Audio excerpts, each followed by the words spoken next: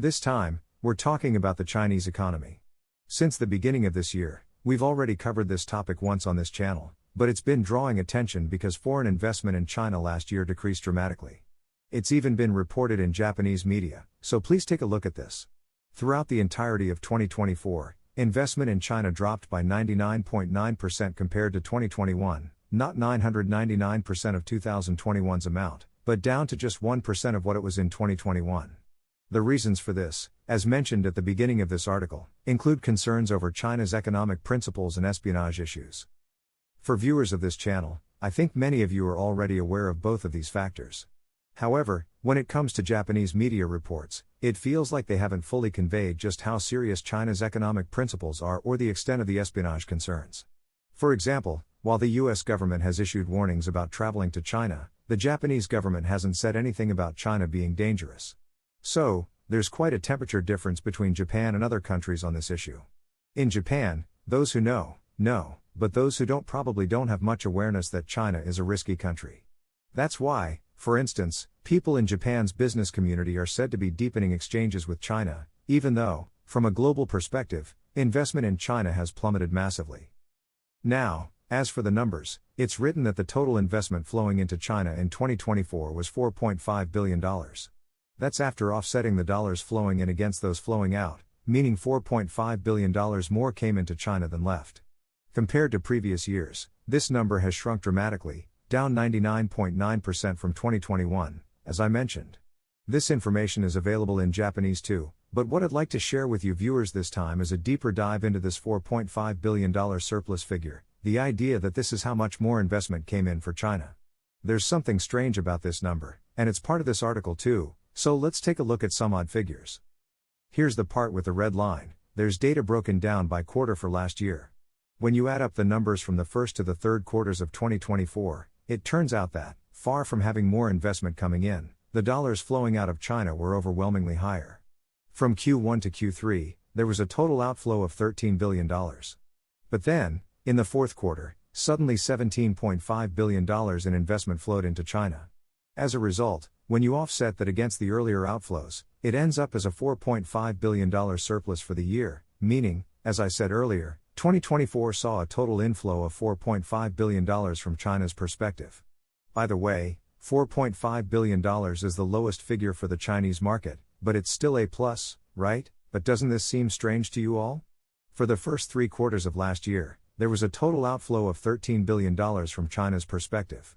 Then, in the fourth quarter, $17.5 billion suddenly poured into China, and as a result, the year ended in the positive.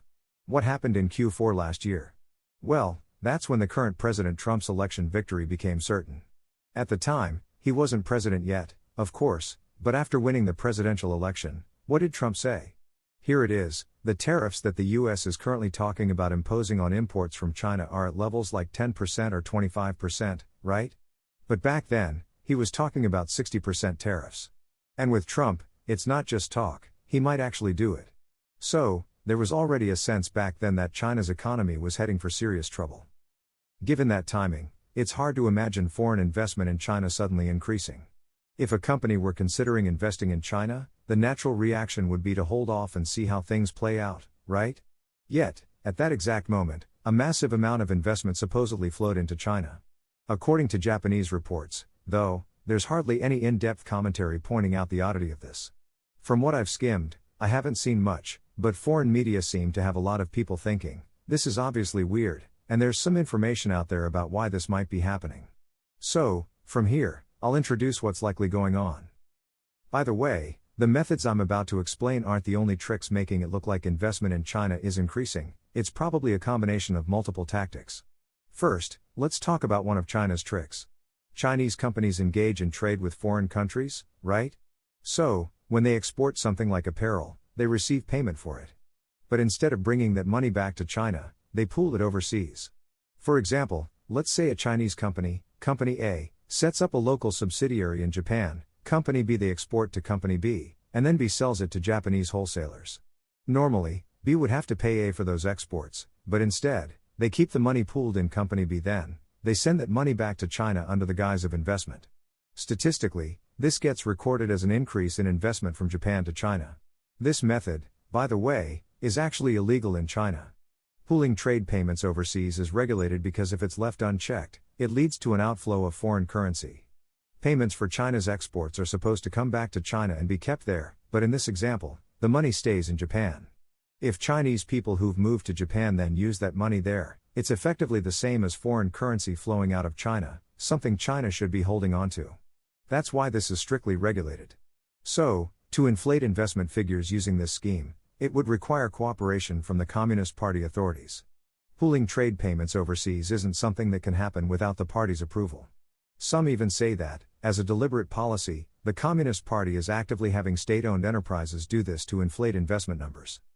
That's the first method, but there are others too. For example, they might deposit money with a foreign trust company, pool it there, and then, since it'd be too obvious if it came directly from the trust, route it through a broker into China as investment.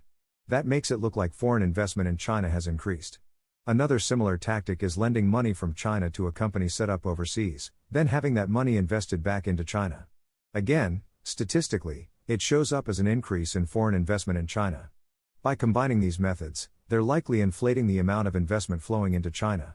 In essence, it's originally Chinese money, but they're dressing it up to look like it's foreign investment coming into China. Why would China do this? By making it seem like foreign investment in China is thriving, they're trying to create an atmosphere where other companies think, everyone else is investing, so we should too. It's a tactic to attract foreign capital by fabricating numbers that suggest investment in China is booming. By the way, China can't just unilaterally claim these investment figures. The flow of money from foreign countries to China, like from Japan, for instance, gets recorded in Japan's statistics too. If they just made empty claims, it'd be exposed immediately. So, they use these convoluted methods to create an actual flow of money from, say, Japan to China, but when you trace it back, it's not Japanese companies actively investing, it's money that originated from China in the first place.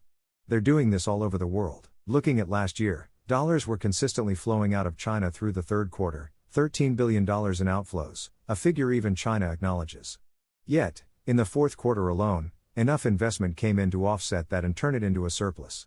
And this happened at a time when Trump's election was confirmed, and news was flying around the world that China's economy was about to get even worse. It's blatantly unnatural. But because the numbers show investment in China increasing at that moment, companies unaware of the background might think, even after Trump's win, investment from the world is growing, maybe China's economy isn't so bad? That's the kind of misunderstanding, or rather, manipulation, they're aiming for. It's not just number fudging, there's real money movement, but it's shaped in this way. I was talking about this the other day with the yakitori shop owner who's appeared here before, and he said, Japan's about the only place not explaining the mechanics behind how investment in China turned positive. Because the media's so sloppy, Japanese people don't realize how bad China's economy really is. So, that's the story for this time. See you all in the next video.